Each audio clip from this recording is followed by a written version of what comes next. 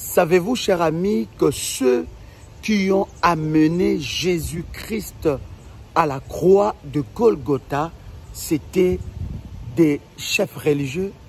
Savez-vous que la plus grande méchanceté, bien-aimée, sur la terre peut se trouver, bien-aimé dans le Seigneur, parmi les religieux?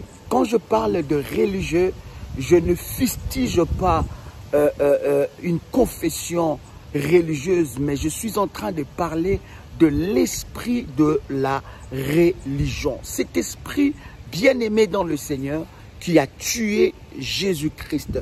Ceux qui ont amené Jésus-Christ à la croix, ce n'était pas forcément des païens, c'était des docteurs de la loi. C'était ceux qui connaissaient la parole, ceux qui connaissaient la Bible. Bon, à l'époque, il n'y avait pas la Bible. Mais disons-nous, c'était ceux qui connaissaient le loi, n'est-ce pas, que l'Éternel avait donné à Moïse. Mais cependant, ils ont amené Jésus-Christ jusqu'à la croix. Pourquoi je partage cette pensée?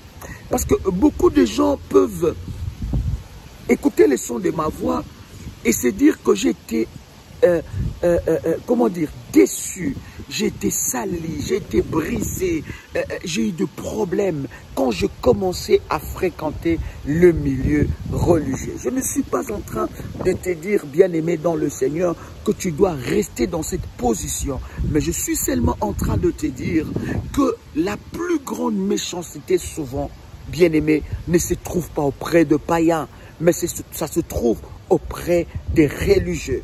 Quand vous êtes dans le milieu, n'est-ce pas, de l'église, vous devez savoir, il y en a qui sont de loups avec la peau d'agneau et vous devez vous préserver, préserver votre couple, préserver votre âme, préserver votre destin parce que vous risquerez, bien aimé, d'être complètement déçu. Ce n'est pas parce que vous avez vu un frère à l'église, parce que vous avez vu une soeur à l'église, que forcément c'est un saint ou une sainte. Croyez-moi, le diable se transforme en ange de lumière et non seulement il se transforme en ange de lumière, mais un loup peut porter la peau d'une brebis. Donc soyez vigilants, vivez pour vous et pour Dieu et vivez votre foi pleinement.